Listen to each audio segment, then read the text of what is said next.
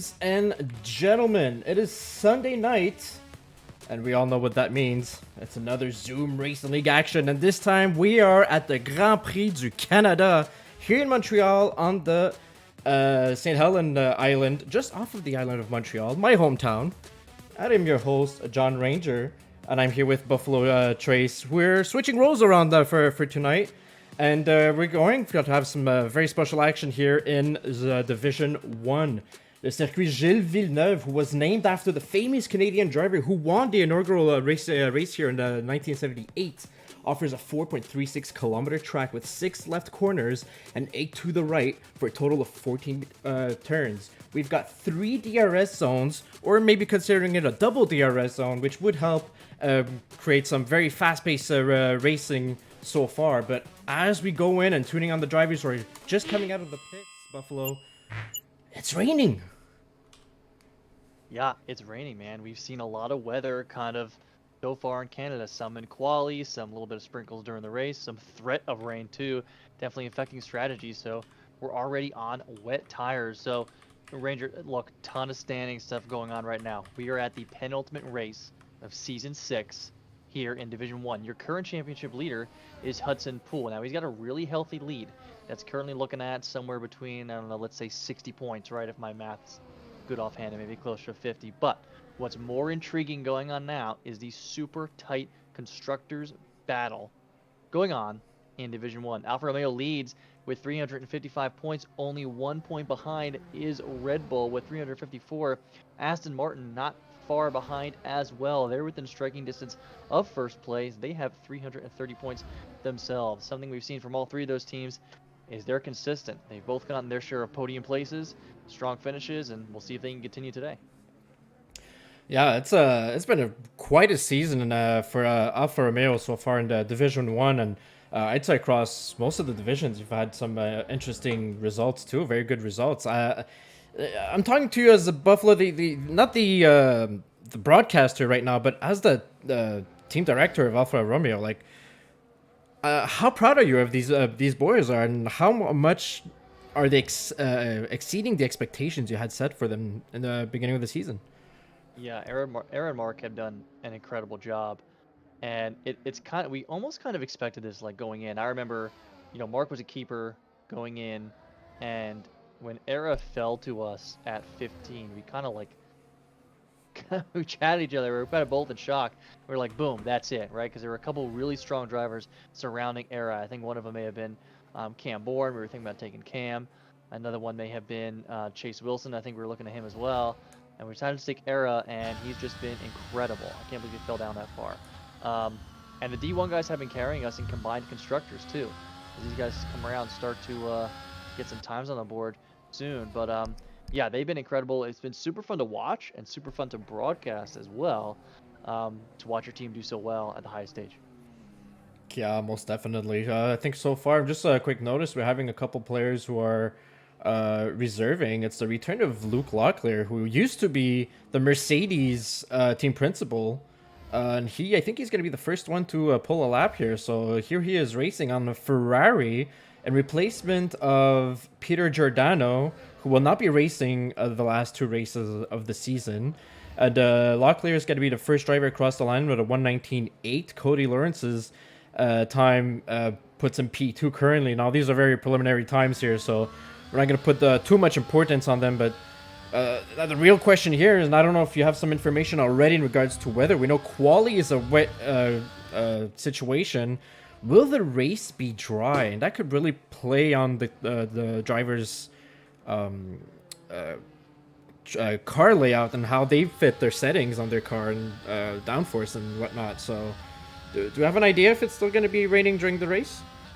No, not sure. On my way to get the weather report as well.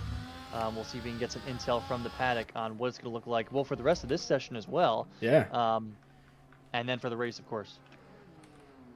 Yeah, most definitely, as we still have a good 13 minutes to go in this session, and even on wets, we're having track times of 1:18s. Kyle Blevins just put a 1:18.7 here for provisional, very early provisional pole.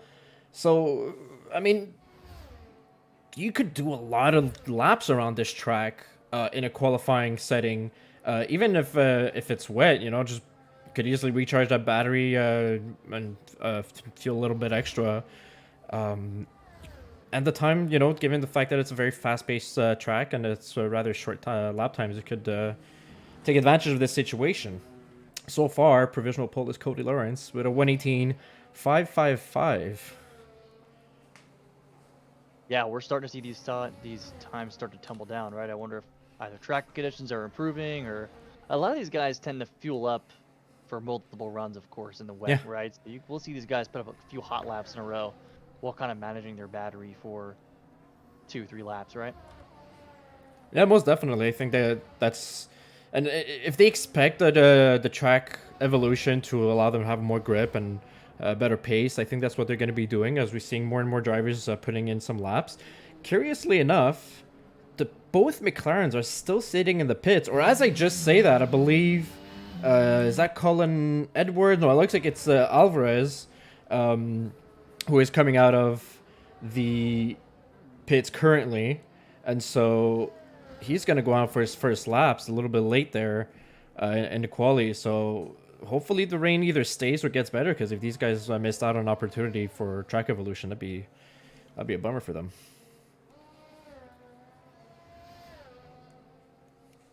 Yeah, Quentin K so far looking at P3 so far, at least provisionally. He's coming off. Now, I want to double check this, but I think it was his first official win in ZRL. Yeah. And I want to check it because Yeah. Ranger, I feel like we've been seeing him fight at the front like since he joined, right? Since his first race. But he was able to bring it home in Imola.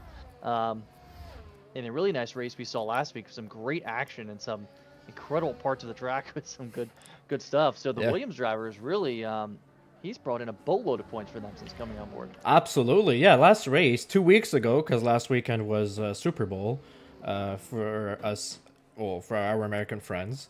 But yeah, so the win went for Quentin K because Hudson Poole was given a 5-second time penalty post-race in regards to the racing, to the incident that he had with Cody Lawrence. And so in Imola, in the second chicane, Cody and Hudson came together, and then it was deemed Hudson Poole's responsibility, not leaving enough track space for Cody. And so Cody lost the position to Quentin, and Quentin was within 5 seconds to Hudson, and so he got his first win officially. And you know, you're totally right? Ever since he's gone, he's joined the league.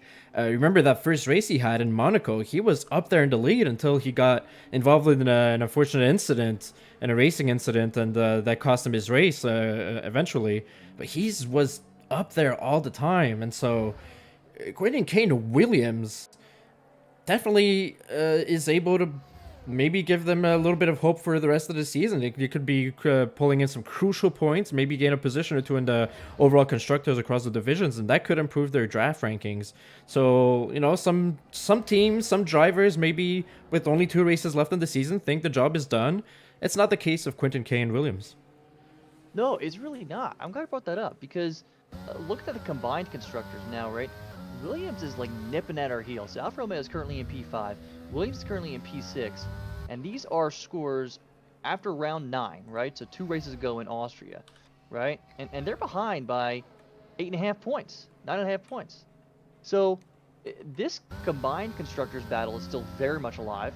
And they're fighting. And I'm curious what the D1 standings are too, because we've had a lot of drivers drop out. Yeah. Quentin has scored points very consistently. He is P10 in in driver standings Already. Ranger, and he joined in round 6. His first race was Monaco. And he could be within striking distance of some mainstays here. I'm looking at he's behind Duncan McCamick by about 20 points, and he's behind Kyle Blevins by about 30 points. So he could be looking at, you know, P8, P9 in constructors while missing half the season, or in drivers rather. Sorry. That would be, you know, a job well done for him in a rather spectacular fashion.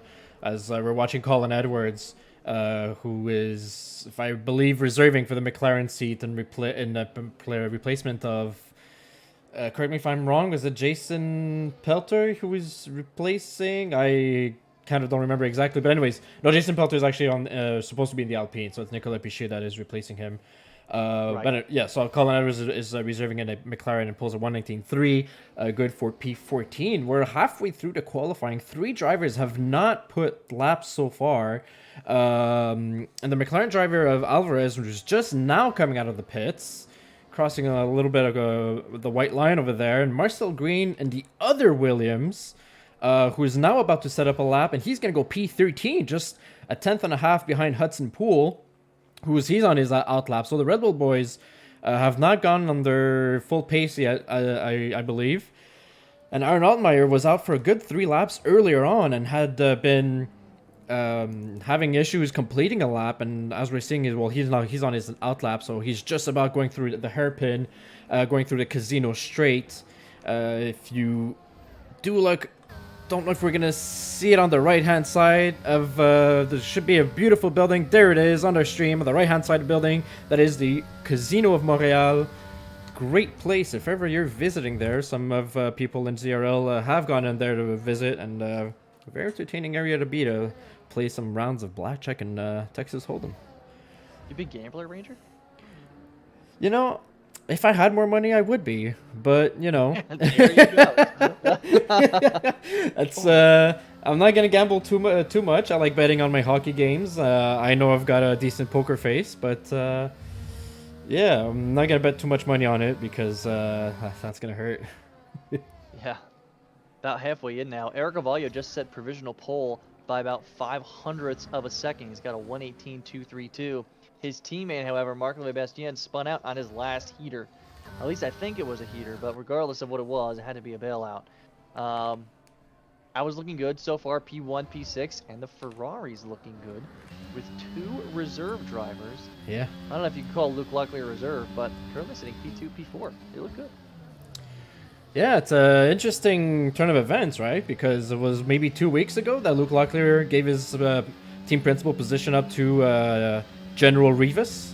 However, he is back in his seat in Division 1, and he's replacing for Ferrari out there to hurt Mercedes nonetheless. And Magnussen Cube, who I believe he won last, or he had a podium last race yesterday in Division 2 for Ferrari, and he's been really coming into his own lately for Ferrari in Division 2, so he's been doing great so far.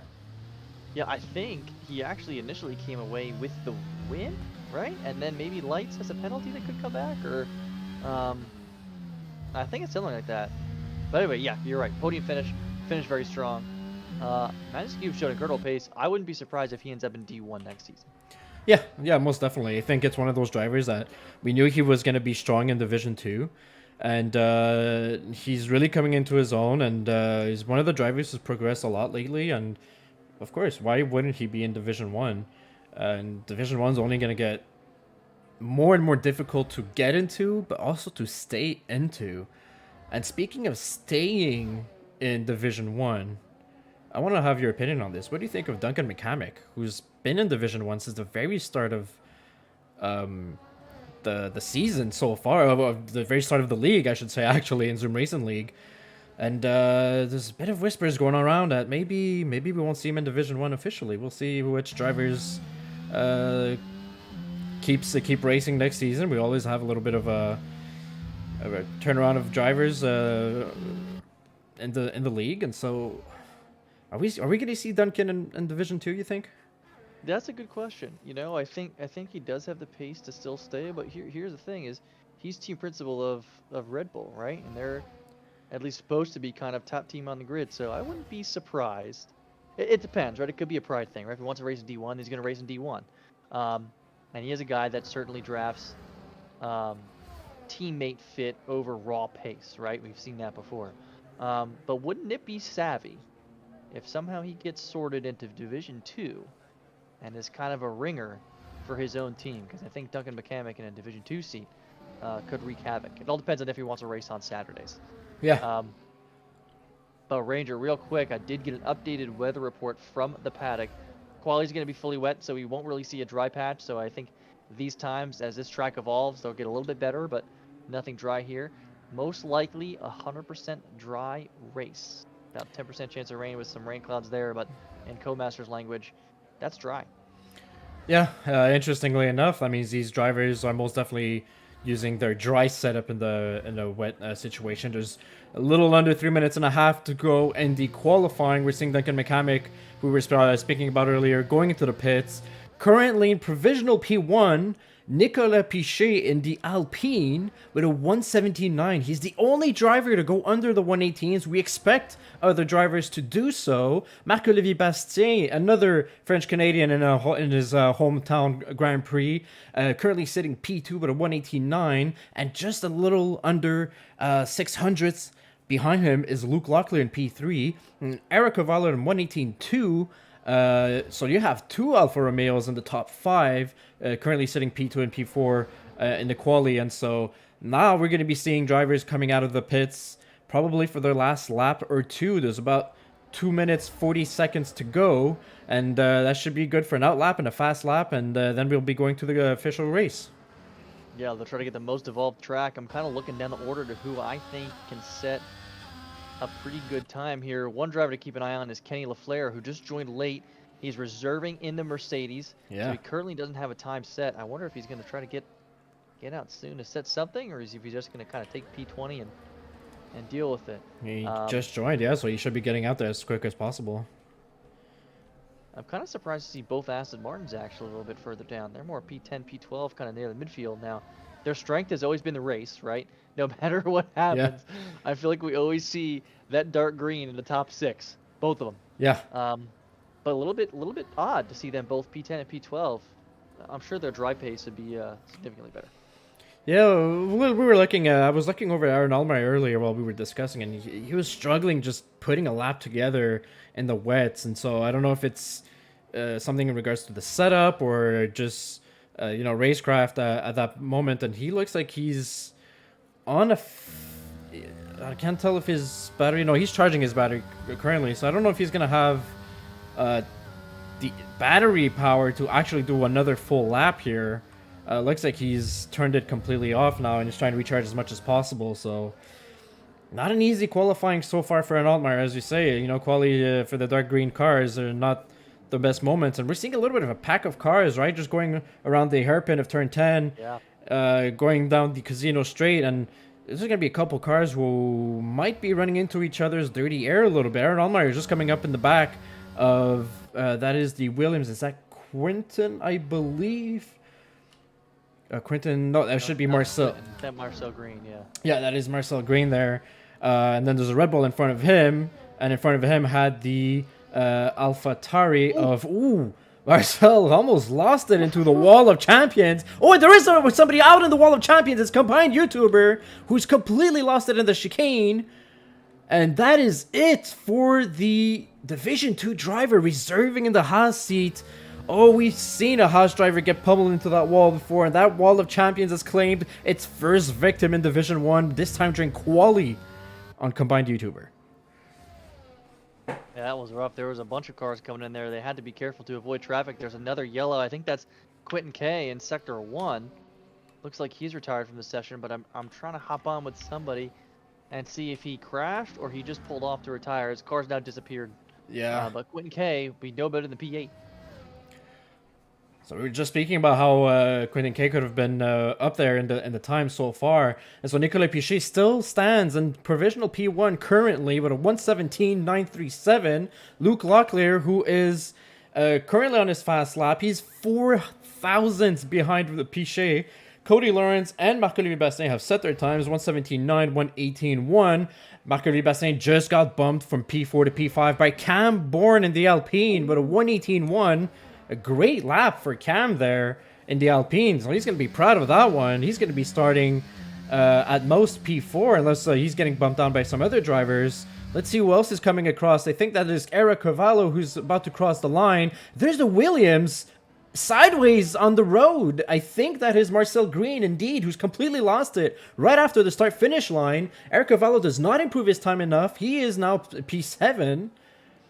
Kyle Blevins in P4, the AlphaTauri driver who's pushed down Cam Bourne and Marc-Olivier Bastien down the grid a little bit more. So he's got a stunner lap at a 118.1. And I think we just saw Luke Locklear get P1. I don't know if... He did. I think he got it. Yeah, I was on with Era. I'll tell you why he didn't approve is because I think that was either a Williams or Alpine that spun out. Yeah, one of the wheels was right around the wall of champions. So Wow. you get out of that chicane, you pull out, there's a big green wheel there. So I think that may have distracted Era because he had a What? little bit of a moment right after Absolutely. that. But he stole it. Luke Locklear stole a pole. What a lap. What a heater. 2 tenths above Nicolas Pichet. So Locklear, Nicolas Pichet, Cody Lawrence in P3, Cal Blevins P4, Cam Bourne P5, Marc-Olivier Bastien, Eric Cavallo P7, Magnuson Cube, the D2 reserves in P8. Great showing for him. Hudson Poole, a little bit disappointing in P9, Quentin K P10, Maxime Beaulieu in P11, Aaron Altmaier P12, Bottas and Martin starting next to each other, Chase Wilson, Duncan McCamick, Kenny LaFleur, the D3 reserve, the D3 winner in P15, Alvarez in P16, Colin Edwards, Marcel Green, combined YouTuber, and Kamari Mack, the Haas driver, is going to be in the back of the pack. Ladies and gents in the chat, let us know who do you think is going to come away with the win. We're supposed to have a fully dry race in Canada. Buffalo, who are you putting your little pennies on? I don't know if you're as much of a gambler as I am, so I'm asking you in pennies. So I'm going to go out on a limb here. And I'm disappointed that we didn't get to see him race last week because of connection issues. But if Nicolas Pichet can get in this lobby cleanly and start the race and have no connection issues, I'd really like to see him at the top of the podium. Wouldn't that be a story?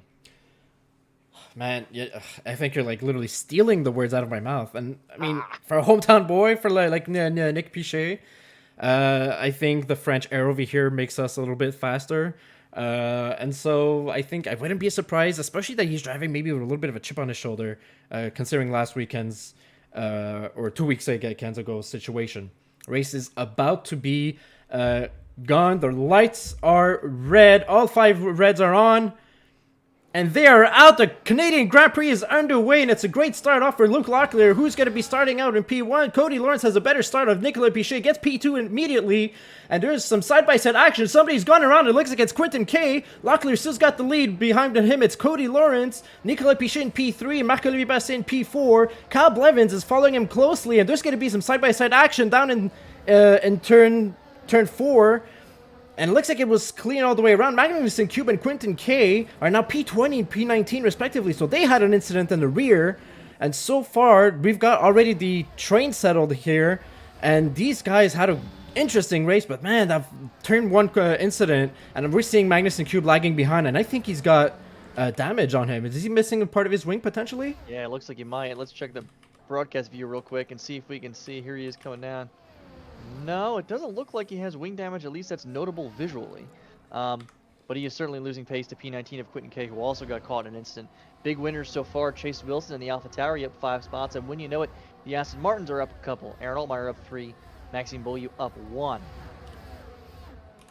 And up 4 for Aaron Altmaier, who just got in front of Chase Wilson. And here they go around in the chicane, turns 13 and 14, and that completes the first lap. Let's not forget, this is a double DRS zone, and so the Casino Straight and the Start-Finish Straight is the same DRS zone, just blocked. And a little bit of a punt on the rear of Aaron Altmaier from Chase Wilson there, but he gets to keep it on the road. Magnuson Cube doesn't look like he's got damage. He's going to be staying out on the track and not going to the pits to get any repairs there. And so far, that is it. And great showing also for Kamari Mack. He started P20. He's already gained 7 positions. He's up in P13.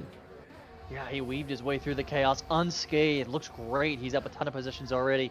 One thing to note, only 2 medium tire runners right now. That's Chase Wilson in the AlphaTauri, P9, and Quentin K in P19. Terrible luck to be caught up in the incident in the one stint where you need to make up as many places and as much time as possible, as Chase Wilson almost looked like he was going to ram right in Aaron Altmaier, but Aaron Altmaier ghosted. I was on board with him, and that was interesting, and it looked like Chase was about to give Aaron Altmaier a shunt going into the hairpin, but he didn't. Yeah, there's quite the accordion effect going that happens in turn 10, going into that hairpin, right, when everybody's following each other, so gotta be really careful. And if you're a driver without ABS, that's the perfect spot to lock your wheels and ram into the rear of your fellow drivers. So really an intense spot on that track. And Chase Wilson's got his rear wing all over the gearbox of Aaron Altmaier. And if you're Chase Wilson, you want to get by him as quick as possible. You want to take advantage of those medium tires. And that doesn't look like it's happening. And on my end, he's literally driving under Aaron Altmaier. So there may be a little bit of desync going on here. And Yeah, Quentin I'm K is the thinking first driver to get the well. 3-second penalty as well. Not sure if there's any more chatter in the lobby about desync, but I'm only seeing Aaron Altmaier's connection be a little bit off. So hopefully it's isolated incident, but hometown boy Nick Pichet already with a 3-second time penalty. Track limits are tough around here. Absolutely. Man.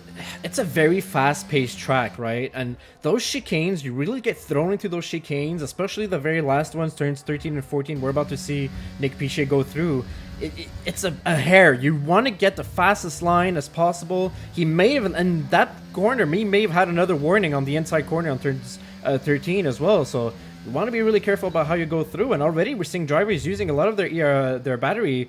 And we're starting lap 4. There's got DRS as well enabled, and so we've got most of the drivers in a pack. I think the top 3 so far in a DRS train, but it is separated by Marc-Olivier Bastien P4, and I think that train goes all the way down to P19. Each of them has DRS on each other, and so if you're Magnussen Cube, you really want to catch up to that pack as much as possible, because he's going to be left behind soon enough.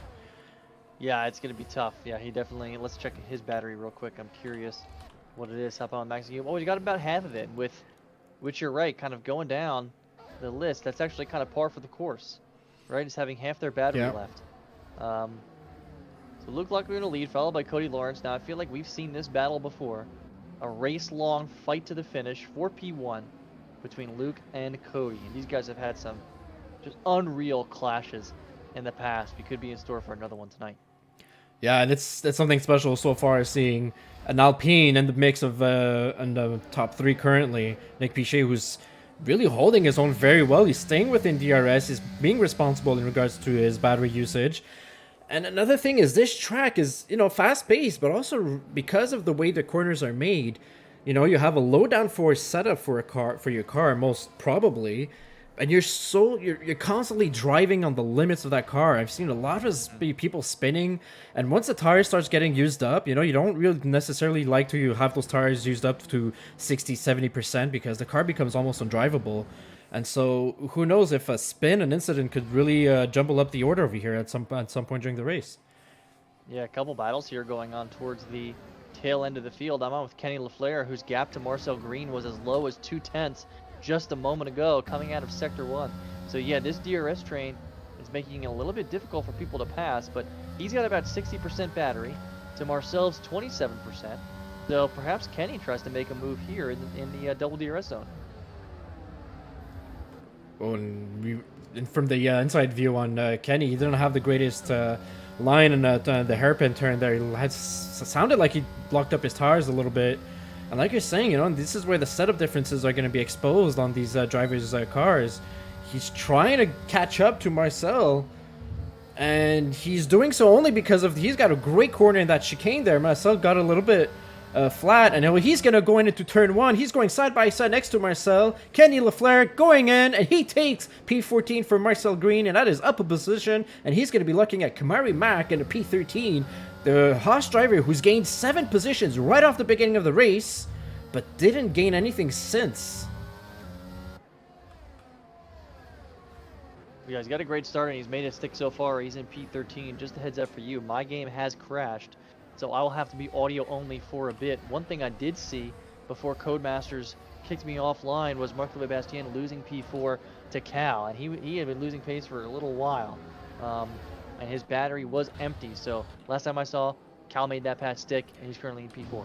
Most definitely, and now Marc-Olivier Bastien is going to have to defend or try to gain the position back, but he's got a Hudson Poole, who's practically not touched his battery whatsoever. He's got 75% on it, and so he's going to be trying to gain the advantage on Marc-Olivier Bastien, who's currently now trying to attack and defend at the same time. He's really in a difficult position, and Hudson Poole gets a way better exit off of turn 14 through the chicane, literally kisses the wall of champions, and he's on the inside of turn 1, and he takes the position for Marc-Olivier Bastien, so that is 2 positions lost. And now Cam Bourne in P7 is all over the back of the Alfa Romeo driver as well, and Hudson Poole gains a position in P5 and is going to be looking to keep up with Cal Blevins, he's on quite some pace, and we're seeing penalties being given left and right so far. Chase Wilson is the latest driver to get a 3-second penalty, and speaking of Chase, He's in the wall, so he completely loses it coming out of the first chicane, out of turn 4. And I don't know if he's got damage, but he looks like he lost control, and that's unfortunate because he's on medium tires as well. And so I don't know if he's going to have to go pit, but it might be looking like he's going to have to. And so that is unfortunate for the AlphaTauri driver. One AlphaTauri driver doing great for himself in P4. And unfortunately, Cal Blevins, now he's got to defend against Hudson Poole. He has nobody in front of him with DRS. He's got 15% battery and it's going down. Hudson Poole is just like a shark, was just waiting to get onto his prey here. And Hudson Poole doesn't seem to have gotten great exit out of the chicane, and so he might wait a lap there, but he's really just playing with his food there, and he's gonna wait for Cal Blevins to make a mistake, and he will try to make the overpass from there. But he set himself up for a great overtake there. And Chase Wilson, oh, unfortunate, a 5-second penalty into speeding, and so for speeding in the pit lane. And so now we've got Quinton and Chase who got into the pits already. Chase is going to go back out on mediums, probably hoping for safety car soon enough. Yeah, I guess now Quinton, they went out on hards. I'm back in the lobby now. I can see the action. You think Quinton's going to try to make it to the end on those hard tires? Oh yeah. So 27 laps? Most definitely, I think it's possible for him to go ahead. Last Saturday, Division 3, Kenny LaFleur, currently reserving in a Mercedes, was the winner of Division 3, and he had pitted in lap 10 due to the safety car for the hards. And so he did go all the way through and won by 0.05 seconds. Wow. To yours truly, me. I would have sure had won it on track, but my time penalty gave him the win by 0.05 seconds. And so that was a dagger in the heart, but a great race win for Kenny LaFleur. And now he's reserving. And it looks like there's a driver around in the back, and it's Chase Wilson. And he has triggered a full safety car. Wow. Goodness, Chase Wilson was hoping to have a safety car. He was probably not hoping he would be the cause of it. And now we've got a full safety car. And just like my Division 3 race I just was telling you about, it looks like it's a deja vu moment there for Kenny LaFleur. He might be thinking about diving into the pits now. And yeah, I'm looking at Quinton, and I originally thought he would be a big winner coming out here because he could take all the track position. He's essentially on fresh hards. He's going to go to the end, but now he's pitting for medium tires. Very interesting. Yeah, so that is interesting. Now, what do you do here if you're, well, really anyone on the other strategy, right, Ranger? Like, around on 8-lap old hards. You probably stay out, no? You know what? That would be my call. Personally, that would be my call. I think if you can feel very comfortable so far on this track with those hards, but it looks like, you know, Cody, and I just noticed Cody was P1, and so I don't know if he had a moment with Luke Locklear there, but so Cody's coming in for medium tires. A lot of drivers are coming in for their medium tires as well. Nicolas Pichet also doing the same thing. Luke Locklear stayed out and is staying on the hards. Duncan McCamick is the next driver with a penalty for 5 seconds for speeding in the pit lane. Yeah, when you try to dive down into the pits. And, you know, Montreal is one of those rare tracks where the pit lane is right in front of you. You don't have to go around or swivel around a set of walls or something or a corner to get into the pit. So you could really, it's really a moment of trying to go as fast as possible and really hitting that 80 kilometers an hour as the speed limit in the pit lane right on point when you dive in there. But it could be costly. A 5-second penalty over here and this track is very costly. Yeah, it is. It really is. We're getting some intel from the AlphaTauri team principal too about Chase Wilson. I guess there was some glitch with his game where he had selected hard tires and put him on mediums, and then of course he had the incident. So tough little string of luck for Chase Wilson as his day ends early. Disappointing. You know, we had a lot of desync in the lobby yesterday in D2, and then a couple of these glitches here. If you notice too, we still haven't even gotten formation laps back in the league. So just kind of disappointing support on the game here. But, you know, we're grateful to put as best league racing action we possibly can with the environment. Yeah, most definitely. It is a very difficult season of racing, and under safety car, Quinton Kay gets a 3-second time penalty. Goodness. You know, all season long, we've spoken about these Division 1 drivers being so good about, clean races and not triggering safety cars and track limits. It looks like Canada, who I know is maybe not a fan favorite for these drivers out there, it looks like a lot of drivers are struggling a little bit with their cars. So curious to see. And I remember in my race, safety car only lasted 2 laps. I don't know if that's going to be the same situation here again. Got caught off guard a little bit by that one. And I think Quentin K is going to be joining the pack by the end of this lap, so we should expect it to go in at the end of lap 11. Yeah, I think we should. Yeah, I think I think every race so far this weekend have had significant track limit penalties for the majority of the field. So yeah, I think it's just one of them that you mentioned it before. You have a low downforce setup where you're constantly pushing and you're constantly on the edge of grip, and not to mention there's strict track limits, right? So the combination of them just results in a lot of penalties, even for the best of the best. There it is, safety car in this lap. Yep, safety car is going in around the hairpin of turn 10 and is going to go diving to the pits. Now Luke Locklear is going to try to back everybody up, give himself as much pace as possible. He's probably going to floor it just as he comes out of the chicane, and so it's very important for him to get the tires as hot as possible. Too much throttle could make the rear slide, and we might have a situation happen with the Walls of Champion coming out of turns 14. And so Locklear currently is not going very fast, and looks like he's got it. He's flooring it right now. So he was midway through the Casino Straight, and he's flooring it right now. Cobb Levins is following him behind him, sorry. And through he goes, and so he split the pack in half. Hudson Poole was caught completely off guard. He's over a second and a half behind Cobb Levins in P2. The rest of the pack is following closely, and no incidents to be noted from the back of the grid. Looks like Nicolas Piché is all over the rear of Marcel Green. Nicolas Piché with the fresh tires, right? Cody Lawrence and Nick Piché and every medium drivers who went for the medium tire setup will be trying to gain positions as much as possible. And on the inside of Marcel Green, Nick Piché goes, and there's contact, and Marcel Green is around, and Alvarez was given a 5-second penalty for corner cutting and gaining a position. So the McLaren driver is in a bad position there with that penalty. Did not see that one happening. I don't know where he went to gain that position, and Marcel Green's been spun around by Nick Piché. There's a bit of a contact, and he's cutting right through the chicane as well, trying to keep up with the drivers in front of him. Yeah, I'm on with Quentin K right now here in the Williams, and I'm anticipating that he's about to carve up this backfield in due time. He's currently up 2 places already since safety car, back up to P17. He's got fresh medium tires, just like the rest of the field. Quentin K is about to make something happen. And he looks like he's got a little bit of a contact with Magnussen Cube, and he dives down on the insides and on the chicane. That was a very ballsy move from him. That's a little bit sloppy, huh? A little bit, yeah, a little bit of contact there. So that might be looked over it might be called out by the Ferrari driver there. And Quentin K, as you mentioned, was looking to make an overtake, and he's done it. Currently sitting P16, and the driver in front of him is the McLaren driver of Alvarez. And he's also got Duncan McCamick in the Red Bull combined YouTuber 3-second time penalty.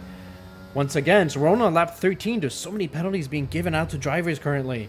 This is going to hurt them at the end of the race, most definitely. Yeah, the entire backfield is just shrouded in black and white flags. Kamari Mack, meanwhile, still in P13, up 7 spots for qualifying at the back of the field, but he's now putting some pressure on Maxime Beaulieu. And I wonder, let's see, 50% battery for Kamari Mack. Maxime Beaulieu, 50%, so they got equal battery. I wonder if the Haas looks to put more pressure on the Aston Martin coming into this double DRS zone. Might be looking to do so. Duncan McCamick looks like he got overtaken by the McLaren driver. And side by side, Red Bull, all the Quentin's got taken over the Duncan McCamick. So Duncan loses 2 positions in just about 2 corners time. And so that one hurts really for him. So I don't know if it's a question of lacking top speed. Magnussen Cube is also overtaking him, so something's going on with Duncan McCamick. He looks like he's got a driver who's lacking power a little bit or had a moment.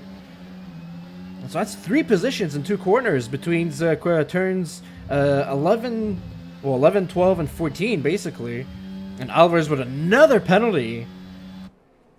So he's sitting It's up to P14. 11 but seconds. 11 seconds penalty, so not a clean race for him in regards to his racecraft, and so that's a little bit disappointing on him. Something I noted as well, Cody Lawrence, he's been all over the back of Eric Cavallo for quite a while now.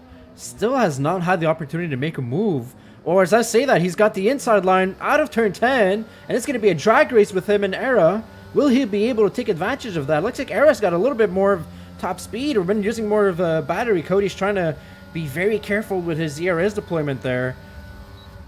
And there is somebody in the back who's completely gone around. That looks like it's Marcel Green in the Williams, triggering a Sector 3 yellow flag. And Cody Lawrence doesn't seem like he's got as much top speed as Eric Cavallo, and that's allowing him to keep his P5 position currently while being under siege from the Mercedes driver. Kyle Blevins, currently sitting P2, is the next driver to be black and white flagged for 3-second time penalties for track limits, and Marcel Green looks like he's pitting, and I think he's retiring his car. Yeah, he's out. So tough day gets tougher for Team Williams here after we were just talking them up in the pre-broadcast. But he'll retire in P19. He won't get any points. Unfortunately, Quentin K will be working to carve up the field still. But yeah, Cody Lawrence putting a lot of pressure on Era, really trying to sneak by. And remember, Era hasn't pitted, so he's essentially the furthest back of the original hard tire runners. He's going to have this run. Cody now using battery, and he's got DRS, and I think this time he'll make it stick. Yeah, he's got the P5, and he's got in front of Era. He's just cut him in front. Luke Locklear's also got a 3-second time penalty. He's sitting in P1, and so P1 and P2 drivers got 3-second time penalties. Look how close, what a view. These drivers are so close to the wall of champions coming out of that chicane there. And Cody Lawrence gains P5, who was all over the back. And oh, there's a car that's around. That looks like it's Kyle Blevins. Kyle Blevins completely spun around, and he's lost control of his car. And you see him tumbling down the order. He's trying to join the track safely. And Kyle Blevins from P2 to P18. What a disaster. Oh, you hate to see that. Yeah, after he just got the 3-second penalty too. Now his race is in dire straits right now. Both Alfa Romeos now find P6 and P7. Eric Carvalho, I think due to that incident, had to kind of run for cover. He went right into that chicane at the beginning of Sector 1 and then had to ease back on track. Make sure he did that carefully. Luke Locklear currently in the lead, but he's got 3-second penalties. So as it stands now, Hudson Poole is the effective leader of this race. Yeah, Hudson Poole, we haven't really spoken much about him. He's been really harvesting his ERS from the beginning of the race. He's not doing so now, and he's really in attack mode on towards Luke Locklear currently. And there's another yellow flag in Sector 3, and this little time it looks like it's the McLaren of Alvarez who had a little bit of a moment there, and so he's going to be taken over by Kyle Blevins, and so he's effectively last, and with the 11 seconds time penalty. And so that's going to hurt him for his race. And so we're seeing a lot of more incidents and time penalties than we're used to seeing in Division 1. Alvarez is collecting more and more penalties, like as if they were stamps. And he's caught up to 14 seconds. That was a great line there. They're all collecting penalties like they're stamps, man. I mean, it's just we're full of black and white flags over here. Nicolas Pichet is about 2/10 behind Cam Bourne, his teammate, as all of a sudden I just noticed that both Alpines now. Yeah. P4, P5. Now Cam Bourne's on a little bit different strategy. He's still going to have to pit, which will of course make him a little bit further down the field, and it is quite bunched up. But the Alpine's running strong. Yeah, and I think there's a moment in the back. Alvarez seems that he's gained 2 positions again, back to P16. Kyle Blevins, a combined YouTuber, may have had a moment. And there is a Red Bull. Am I seeing a Red Bull that went around? That looks like it's Duncan. There it is. Duncan, who's spun around at the second chicane of turn 8 and 9, going around the hairpin there. And he is singing P17 now. Luckily, still on DRS from Kyle Blevins. Cam Bourne, you were just talking about Cam Bourne. He was the next driver to go into the pits as he needed because his tires were getting really old there. And now he's got a 5-second penalty. I had to say something. You had to say something. Just terrible. But this is why, I mean, you just look at how the field has been jumbled up since qualifying, right? You look at, I mean, the biggest jumper, right? Kamari Mack qualified P20. Now he's a strong P12, putting pressure on Quentin K in the Williams for P11. You look at Nicolas Pichet, who's now in P4. You look at Cody Lawrence, who, after pitting in that safety car, what we thought was pretty early, he's putting pressure on Hudson Poole. Now, he's got to make those tires last the whole race, but he's showing really nice pace right now. There's an Aston Martin around. I think it's Aaron Allmeyer. It is. And Allmeyer's lost it coming out of turn 7. And that corner, I don't know about you, but that corner for me is so tricky about keeping the car in line. Just a little bit too much throttle, and it hurts so much. Cam Bourne with another 3-second time penalty. It is raining penalties here in Canada. These drivers are either fed up with this track and are cutting it left and right, trying to keep it as short as possible. Locklear with another 3-second time penalty. No, that's gonna get sent back. Sorry, I was on with Cody Lawrence, and he just got shunted by what I think was the Red Bull of Hudson Poole. I don't know if there was some lockup. Luke got shunted out of pit lane. I think he was trying to pit, and he got shunted out of it, and he ended up cutting the corner. Ooh. That's something that's certainly going to be removed. I was on with Cody Lawrence, and I saw the whole thing, and all of a sudden there's a collided Ferrari flying across the screen. Goodness. And now Hudson Poole coming out of the lap 19, out of the pits. Fresh mediums. Eric Cavallo also was in the pits, and so only Cal Blevins and Luke Locklear are still on the hards, and they're going to try to probably pit sooner or later. And so effectively, Cody Lawrence will be the race leader of this race. Yeah, he will be, and we'll see how well he's about to hold on to that lead and for how long, right? Because he's going to have well over 23 lap old medium tires. I think it's going to be something like 26, 27 lap old mediums by the end. That's a lot. Nicolas Piché looks like he's had a moment, and he lost P3 to Marc-Olivier Bastien. It looks like he throttled out of turn 10 out of the hairpin, and he's probably lost his rear a little bit, and so he dives down in the chicanes, and he was under attack immediately by Kenny Lafleur. Kenny Lafleur, must say, the D3 race winner, is currently sitting P5 in Division 1. Kenny Lafleur is Season 6 his version of Cal from Season 5. Absolutely. Right? I was just waiting for you to Cal say that. in D3, he was just sweeping wins, right? Here comes Kenny fighting for a top 5 in D1 after winning in D3. Man, he looks great. You know, very honest driver racing against him. You know, very clean driver. He's got very clean racecraft and smooth driver, I must say. And so,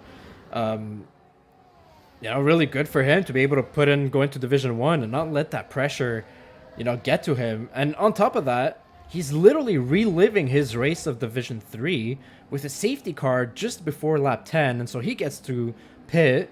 But this is where it gets interesting, right? So Luke Locklear, when he's going to be able to pit, and I think he might do so now, he's going to be on fresh mediums compared to everybody else who's going to have 10 laps or older mediums than him. And he's actually staying out. We're staying out. Interesting. So I will say that now I am by no matter like an accurate measurement against these guys, but in D4 I was successfully able to do a hard soft. So I'm not saying, look, these guys are driving much harder than I was, right? At a much faster pace. But do you think that's a scenario that's going through Luke's mind right now, is going hard soft? I mean, why not? That's the question. Why not? I've never been a fan personally of that strategy because the softs just tend to die off so quickly. Especially on a track like this one. But it could be a possibility. And can you imagine soft tires against those really old mediums? He'd be flying around the track and gaining a lot of positions. The thing is, on Canada, is not an easy track to overtake. Other than that Casino Straight or the chicane, there's not a lot of opportunities to really be doing overtakes. And so I personally would stick to the medium strategy. Yeah, the problem, the field is so bunched up because that safety car, even still, that, like you saw Era, who was fighting in the front, he was like P5, P6. He pitted, and now he's in P16. So, yeah, he's got fresh mediums, but he's got 10 drivers he has to overtake to get back where he was. Yeah, and now he's probably thinking about pitting, and if he does, well, Cal Blevins, he's done thinking about it. He's doing it. And so that could be a measurement we could be taking at this point. He's going to pit for his mediums, right? He's going to be in the back of the field, most probably. He's going to come out of there P17. He's going to have to overtake a lot of drivers to get back up and try to recover his race since his incident. And so you know, all these things in Canada, you really have to measure very precisely. And this is where a race engineer becomes so important. You know, we had 2 weeks ago, we had multiple drivers tell us about how the race engineers really helped them a lot, guide them through the race in Imola, right? And so this is the same kind of situation where you want to go into the pits, switch your hards to mediums, but you don't want to get stuck in traffic. I'm on with Aaron Altmaier right now, who is hoping to take P10 from Duncan McCamick. He's got the run in the hairpin, but he doesn't have the exit speed. He'll stick, but Aaron Altmaier, meanwhile, is one of 5 drivers left on the grid without penalties. Really interesting. And oh, look at this. Kamari Mack, P9, he's going into the pits. So the Haas driver goes into the pits, and Duncan McCamick also going into the pits. And so these drivers are not very content with their pace of the medium tires, something I've not seen in the other division races. And so they're going to go for a double medium strategy, basically, to go till the end of the race. We're already on lap 23 of 35. And these penalties are raining left and right. Let's just have a quick update on the penalties. So far, we're penalty winners, Alvarez with 12 seconds. Quinton's behind him, not so far behind with 9 seconds. That's not something we're used to seeing. Cam Bourne with 8 seconds. Nicolas Piché with 9 seconds. Luke Locklear with 6 seconds. So we're seeing podium drivers between 6 and 9 seconds of penalties. That is going to jumble up the entire grid at the end of this race. Yeah, really will. I mean, you look at someone like Colin Edwards, who's in P6, but he could really be in line for like P3, right? He could be in a podium position right now if he sticks clean.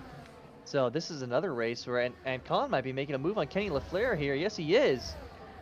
There he goes, P5 on the inside of turn 1. Kenny's going to try to keep his line clean there. He's got Maxime Beaulieu all around him. And Maxime Beaulieu, I don't even know if I said his name once so far in this race. He's been mid-pack, having a very respectable race, a quiet race maybe on his end, overtaking drivers here and there, but he's currently sitting P7. If correct me if I'm wrong, I believe he started the race in P11. Yeah, let's check the details real quick and see. Yeah, he's up 4 spots. He did start in P11. Good call there. I want to take a look at the tire strategy again too. So fresh mediums for combined and for Duncan. And they have a lot of time to make up before they can start really reaping the benefits of those fresh tires. So the guys that stayed out look to be in pretty good position, right? So like Hudson Poole right now in P10, the biggest gap in front of him is Aaron Altmaier at 8 seconds, but the rest are pretty close together. So he may have a shot at a podium still. The more we continue, the more I understand why Luke might be staying on the hard tires currently. He's been on those hard tires for 23 laps, now 24. He doesn't have DRS in front of him for Marc-Olivier Bastien, so I don't know if that would be a factor in when he's going to pit, or if he's really going to try to go for the hard soft strategy. And he had a little bit of a wiggle coming out of turn 2 there, and so his car must be getting so difficult to drive. But so is the other drivers who've reached 15 laps on the mediums. At that point, the mediums are getting a little bit loosey-goosey. And look at him, Luke Locklear, who's trying to defend for all he can on Nicolas Piché. And it's really on those straight line speeds where he's vulnerable. He doesn't have DRS in front of him. And so Nicolas Piché might be looking to do an overtake on him right after turn 10 of the hairpin. See that light flashing on Luke Locklear's gearbox, indicating that he is low on ERS. Absolutely. Piché has 33%. Is he going to use DRS to try to make a move? Let's see if he's close enough. I'm not sure if he is. Trying. No, he's not trying for it necessarily. And Locklear even gained some space on him. And he's diving into the pits. And that's going in fast. And that is a 5-second penalty. Way too fast for Nick Piché. And I think that is an Alta 4 on Nick Piché's part. He saw that happening. And he decided to straight retire. And so his AI is going to take control of that. Probably park the car out of turn 1. Wow. Oh, Nick Piché, 2 weekends in a row. Unfortunately, the last race in Imola, he wasn't able to join back after being disconnected. And now, out of frustration, in his home Grand Prix, he has rage quit. And now, hopefully, his AI gets to park a car in a sensible place. smack in the middle of the road there, and away he It goes. was smacking. He cut across the entire track. As soon as you said sensible too, I had a little laugh at that. But so yeah, three DNFers so far. We got 9 laps to go. It all comes down if Cody Lawrence and Marc-Louis Bastien can make these tires last to the end of the race. 25 laps on mediums, man. That is a lot. And you know, if you're Cody Lawrence, you're not really too stressed out about that kind of situation. And oh, there's major contact with Luke Locklear behind the McLaren of Colin Edwards, who had just overtaken him.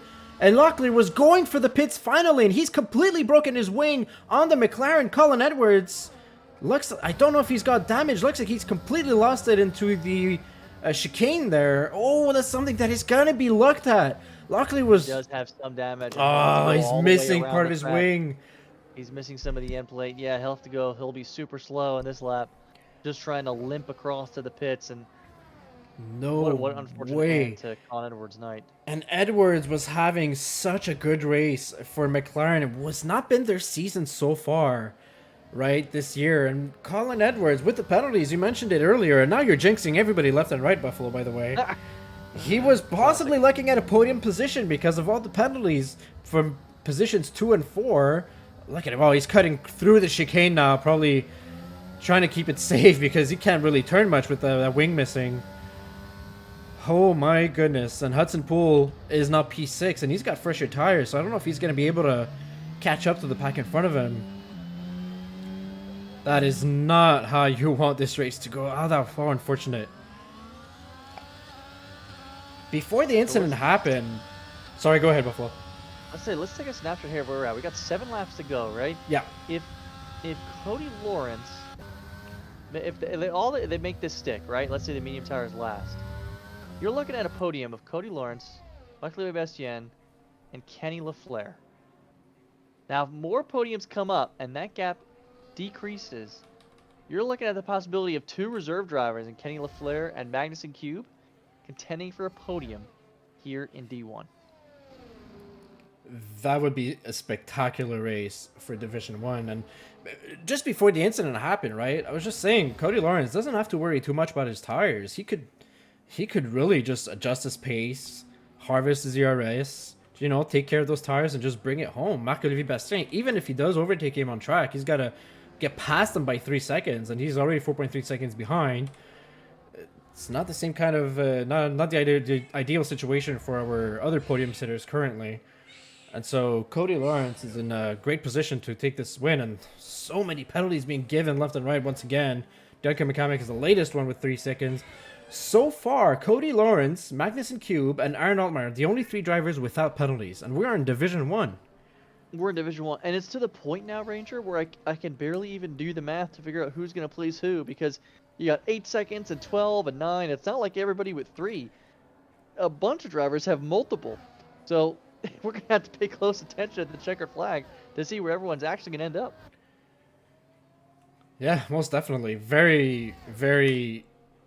a very jumbled up grid, and Alvarez he's gained 18 seconds of time penalty. You know, good on him for, you know, sticking it in there, because Alvarez currently is a lapped car. For many drivers, he's currently on soft, so he's gonna experience the soft tires until the end of the race. But yeah. Oh, okay. And he's also having some desync issues from what I'm seeing. He looked like he was going straight for the wall for a second. But here he is going on. And so Cody Lawrence, currently, I'm just looking for if there's another battle.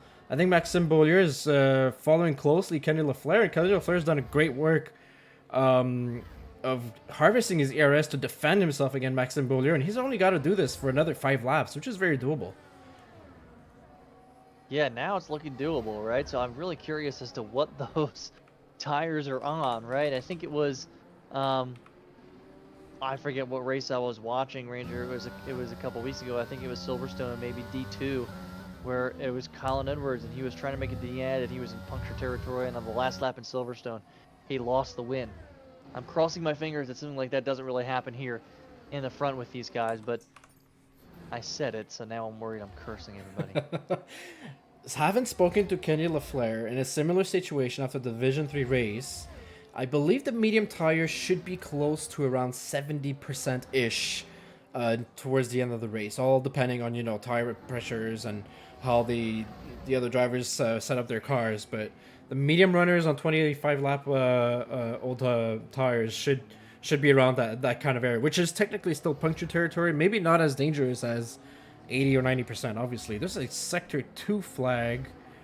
It's Alvarez again. It looks like it is Alvarez, indeed.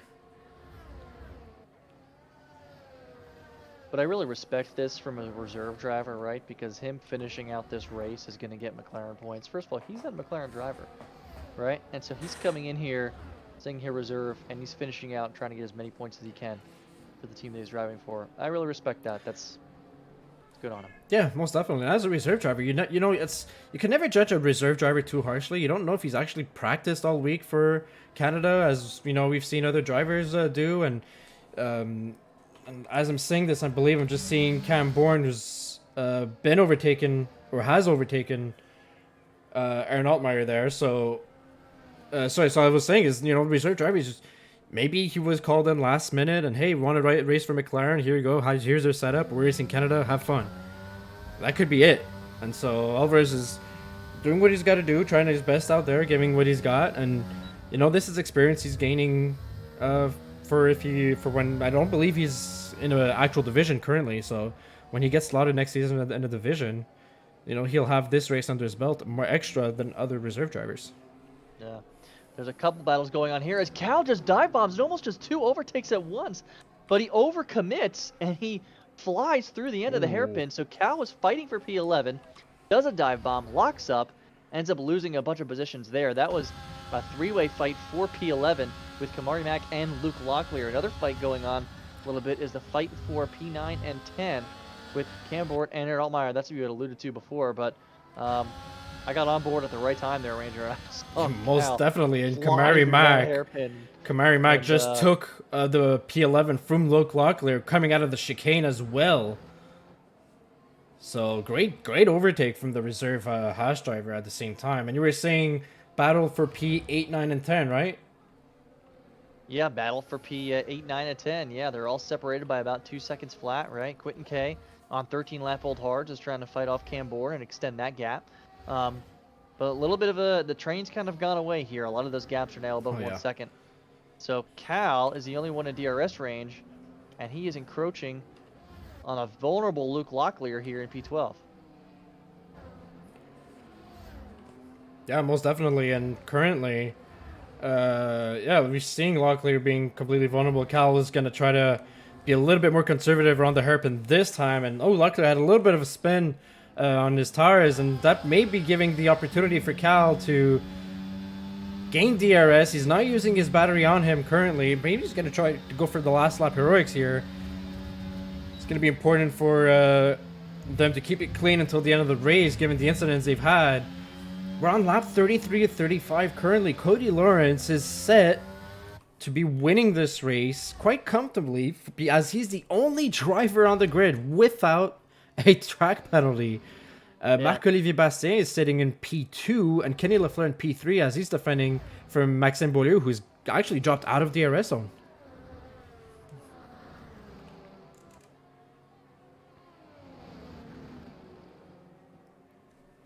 Luke Locklear once again under attack, under pressure from Cal Blevins, who's could see the rear of those cars are getting squirrely at this point in the race. Locklear's got 6 lap old tires. Blevins has got twice as many laps or almost in tire wear, and it looks like the AlphaTauri driver's got better pace than the Ferrari. I don't know if the Ferrari... Oh, well, that explains everything. Locklear's... I don't know if he did not fix his tire or his wing from the earlier incident, or if he had another incident, so he's got wing damage, and Cam Bourne completely lost it coming out of turn 10 into turn 11, over throttled his Alpine. It's lap 34. He doesn't have a front wing. He's gonna have to pit to replace his wing and dives into the pit. Locklear does the same thing as well. So Locklear also has damage on his front wing. Oh, and Cam Bourne is going to retire in the pits. He's not going to try with a soft tire to get the fastest lap of the race. Locklear is going to try to do it on his end. And so we're lap 34 now, and we've got a bunch of drivers. We've got 2 drivers on the grid who have damaged vehicles, had to change, and Locklear was in a position to win his race earlier, and now he's got to hopefully he's got a hope to get fastest lap out of I don't remember who's got the fastest lap currently, but that is not a great situation for Locklear, who's we know it is one of the fastest pace driver out there.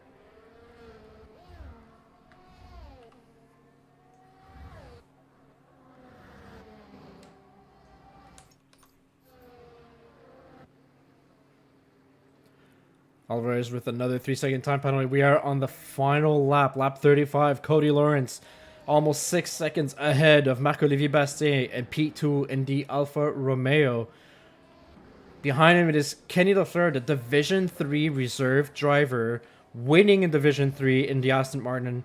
He's currently setting himself up for a podium for third place, even after the penalties are going to be called out in Division 1. Maxime Beaulieu currently sitting P4, defending for his life behind Magnussen Cube, and there's a bit of a battle going there. Magnussen Cube, Hudson Poole. Hudson's got tires were much fresher than the drivers in front of him. Same thing with Eric Carvalho, and Hudson Poole actually got himself a fresher battery than his rivals in front of him, who are completely empty or almost. And so Hudson Poole going around turn 10 is going to be important to have the best exit out of here.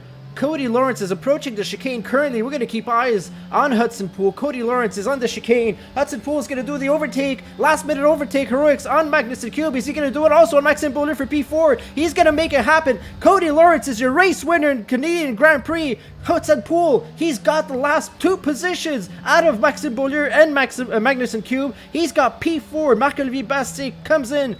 And P2 and Kenny Lafleur, a spectacular race for him in P3 with the Mercedes. It's a 1-3 Mercedes finish. Maxime Beaulieu 5, Magnussen Cube 6, Eric Carvalho 7, Quinton K 8, Aaron Altmaier 9, Kyle Blevins, who's recovered from a crash earlier in the race, is now 10, which is a good recovery for him. Kamari Mack in the Haas started 20th. And it finishes 11th, a very respectable race for him, great result. And Luke Locklear at the very last lap of the race gets fastest lap in P16, I believe. Wow, Buffalo, what a spectacular finish to the Canadian Grand Prix.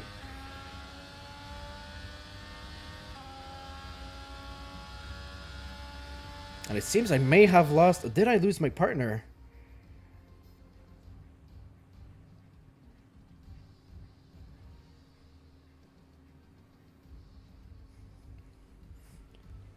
It looks like I may have. And so your race winner, everybody, Cody Lawrence.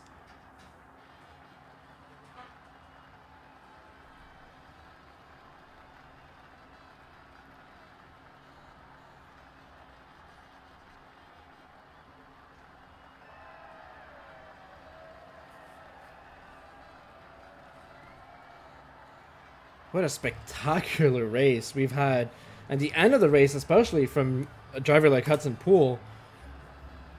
And so we're going to see the standings on the grid. I think my colleague Buffalo has a bit of an audio issue. We're going to fix that in just a little instant.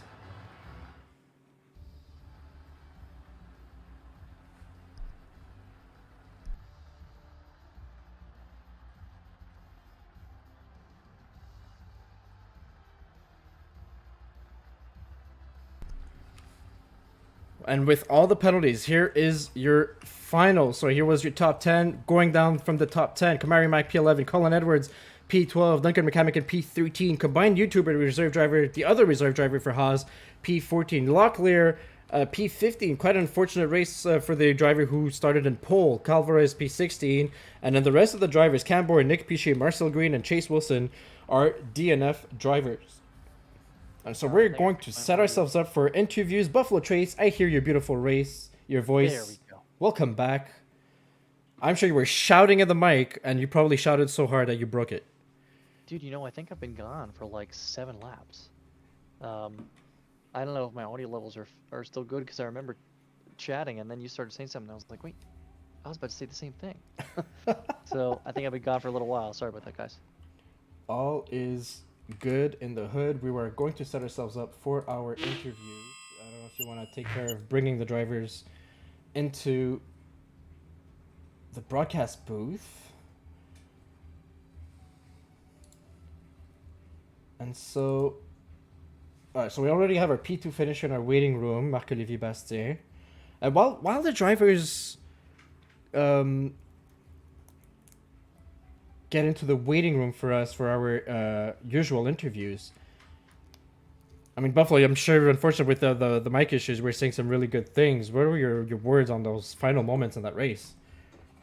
Yeah, I was, I think I started to fade out as soon as kind of Magnussen Cube got that last 3-second penalty, and it began. We had concerns about the tire wear, and then it looked like P2 through P7 would kind of finish identically, and then after a couple shakeups, right, all of a sudden you see Hudson Poole overtake two guys, right, and Hudson Poole took what was going to be a disappointing P7 into an outstanding P4, right, and then now, speaking from the Alfa Romeo team principal, that's a bummer for me because I was about to have both my drivers finish above him.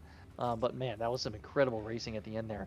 The double overtake was really cool. He planned it from the beginning, I believe, and Hudson, I know, hadn't touched the game in a while and even hesitated on racing tonight, and so that could explain maybe the subpar result that we're used to seeing from Hudson Poole. I remember last weekend, or last race, I should say, in an Imola, we were talking about how we named him the alien in the league for being so fast, and now we have the likes of Cody Lawrence and other drivers who are as fast, if not faster, depending on the track, and so just shows the quality of Division 1, how it keeps increasing every season. And in the waiting room, I'm seeing currently Kenny Lafleur, Cody, and Marc-Olivier, so they are ready for our interviews. Yeah, I'll go ahead and bring in Kenny if you want. Perfect.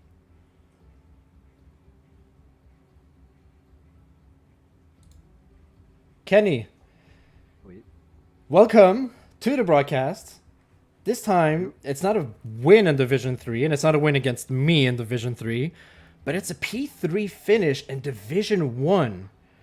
What makes it that you're so fast between these divisions all around this track? What's the hidden secret? Is this your favorite track? No, it was my worst track, I would say, before the D3 race, but I realized that it's not as bad finally. So, and I have a good setup maker at Aston Martin, so thanks to him. Yeah, Kenny, I gotta ask, man, because you've shown incredible pace through a number of divisions here. For next season, you've got wins in D3, right? You have podiums now in D1. Where do you think you guys will end up here in Season 7? What division are you aiming to race for? Maybe D2. I don't know. I don't know. But I don't think I have the pace for like D1 because I was very fortunate because a lot of stuff happened. So I would have ended up P7 or P10 maybe. Most definitely, Kenny. You showed you had crashes. Well, I was just, judging on the pace and the race you had in Division 3, and I think you raced also in Imola.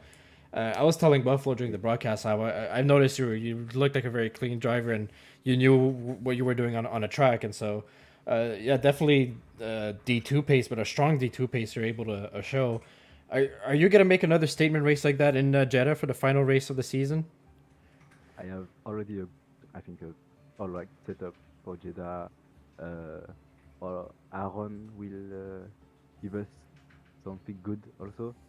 So if I'm able to race, I think I can do a good thing, maybe, probably. Perfect. Thank you for that, Kenny. Our Thank you. Division 1 P3 finisher. Congratulations again. Good job, Kenny. I'll bring in Mark now.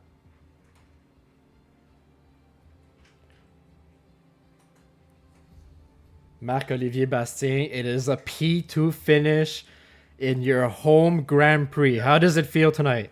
I think Cody want to go first because he's got somewhere to go. Okay, all right, we'll switch it. Yeah, real quick. I'll be Thanks. back. Sounds good.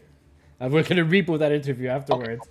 And here he is, Cody Lawrence, our race winner in Division Yes, 1. sir. The only racer also not to have a penalty in Division 1 in Canada. I didn't even have a warning. I had no warnings either. All right, so now the secret is it because you were fast or because you were safer on the track? I'm not one to speak myself up, but I'm gonna say a little bit of column A, a little bit of column B today, thankfully. Yeah, I think you're But- pretty spot on there. I mean, penalties be damned. You still had like a 4 or 5 second gap on Marc-Olivier kind of going into the end of the race, right? Dude, Yeah, we gotta ask you oh. about the tires though. Lap 10, safety car, you come in. What did those feel like 25 lap old mediums? They literally did not feel even that bad. I was just driving my pace. I was sorry, my voice is half gone. I had a nice shout over the line, but I was 75% on the start finish line as we went across the line. 75 that last lap. So it was just kind of running my pace and trying to make the best of it. Also, thank you to Mark for letting me go in first because I do have to go straight away after this. But yeah, that was just a dream. As soon as we got through the people that stayed out on hards, it was just kind of run my own pace, get into my own rhythm, and just kind of get into an island of sorts. I was at like 58% brake bias at the end, trying to make it. So I'll take it. Really interesting information in that regards. Cody, what is your objective with the final race coming in next week in Jeddah? For yourself as a driver, for Mercedes, and is it too early to start talking about next season in your regards? I don't know about next season, man. If this is the last race that I do here, that was a pretty good way to go. I'm not sure yet, but that was pretty sweet today. I'll say that at least. But for next season, there was a reason I got Hector in as my teammate. It's a shame he couldn't make it today. He's been feeling under the weather. So, do you hear this, buddy? I hope you're doing well. We're gonna try to 1-2 it next week. That's what I say. I'd love to do well with Hector. If I stay, it might be because of him. To be true, because he's been a really good friend of mine. So if we did well next week, I'd love that. All right, Well, so that'll be really interesting close to- to find out next week, definitely. Yeah, came close to 1-2 today, man. With Kenny, he did really great. Hell work there. of a job by Kenny. I'm just about as happy for him as I'm for myself on that. He did, yeah, one hell of a drive. Honestly, driver of the day, easy. Kenny, driver of the day, no doubt in my mind. Most definitely for Aston Martin Division 3 driver. I agree on that vote, Cody. Most definitely. But thank you guys. Appreciate you streaming these. Appreciate the conversation. I wish my voice wasn't halfway to hell. But It's- unfortunately, it is. But it's halfway to hell because you were happy about that win and you celebrated it. So go have yourself a good beer and enjoy doing what you got to do after the race. Hell yeah. Thank you, sir. Take care, buddy. Appreciate you guys. Thank you. Thank you. Have a good night. We're bringing Mark right now. Perfect. And we're rebooting the interview with Marc-Olivier Bastien, the hometown P2 in Montreal at the Canadian Grand Prix.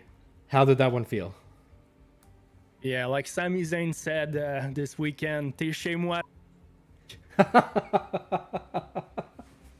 Yeah, so great race for me. The strategy was perfect. One more lap and I will have got a puncture. But yeah, kind of scared at the end. But yeah, I was at 75 like Cody at the end. Kind of apart from that, the race was pretty basic. You know, Cody was too quick and behind I had clean air. So I was able to save tire at least a minimum so I don't get a puncture till the end. Just Buffalo, How before did you you ask your era- question, I just want to say just quickly translate what Marc-Olivier quoted there. Basically, he said, and I quoted a comedian here in Montreal, "You're at my home. You're at my place." So the performance followed the words there. Go ahead, Buffalo. Yeah, sorry, no, I was gonna say, how did you decide between you and Era on who was gonna go in? Was it preference or championship standings or that decision on lap 10 for you to go in and him to stay out? What went into that? I was thinking about it, and Era wasn't, and so I saw the top two. They were going to in the pits, so I made a decision at last minute. I said I'm going in.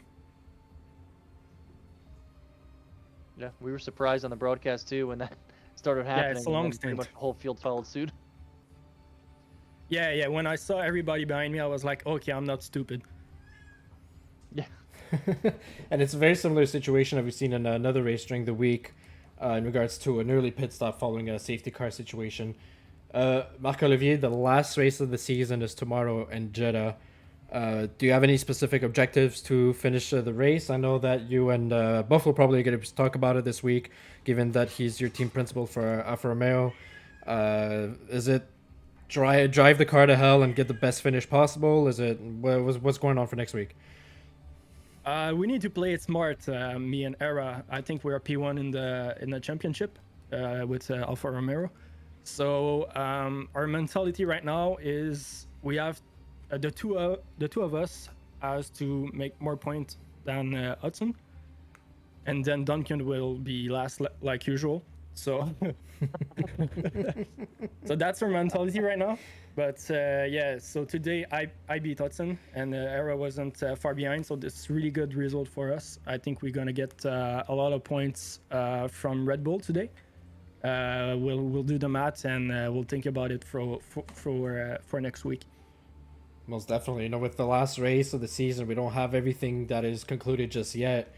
Buffalo, the team principal, what do you think about that mentality of your driver? I love it. That's exactly what I want to hear. And that's why he drafted you. Exactly. Twice. Twice. Yep. Indeed. Most definitely. Marc-Olivier, thank you again. Félicitations pour ta deuxième position ce soir. Nice race. Merci. Yes. Thank you, boys. Buffalo, I'm so used to this moment after any interviews, and I'm usually your color commentator, and you're asking me what are your thoughts for Jeddah. Well, I'm gonna ask you that question. Saudi Arabia next weekend, the last race of the season. What do you expect? I actually can't wait. Jeddah, I think, is one of my top 3 favorite tracks on the calendar. I love racing it. I love watching it. I love commentating on it. I'm really excited that, as a team principal, we're going in with a chance to take Constructors Championships. And I think mathematically, maybe Marc-Olivier is in line. He may be able to contend with Hudson. I don't know. I got to do the math. Yeah. But we certainly got our eyes on P1 and Constructors. And no, I think it's going to be a great culmination of the season. Full quali too, if I'm not mistaken. Yes. So looking forward to it. Absolutely. I mean, that's such a fun track to do fast laps on. So having full quali is going to be really enjoyable for the driver, and I think for us as broadcasters as well, for that race. So I can't wait for that next weekend. That sounds good. Yeah, we'll see you guys next week. The last race of Season 6 in Zoom Racing League. This is for all the marbles until Season 7. John, this is a great one today, man. Thank you. Most definitely. Thank you, everybody. Do not forget to like and subscribe. We'll see you next week. Good night, everyone.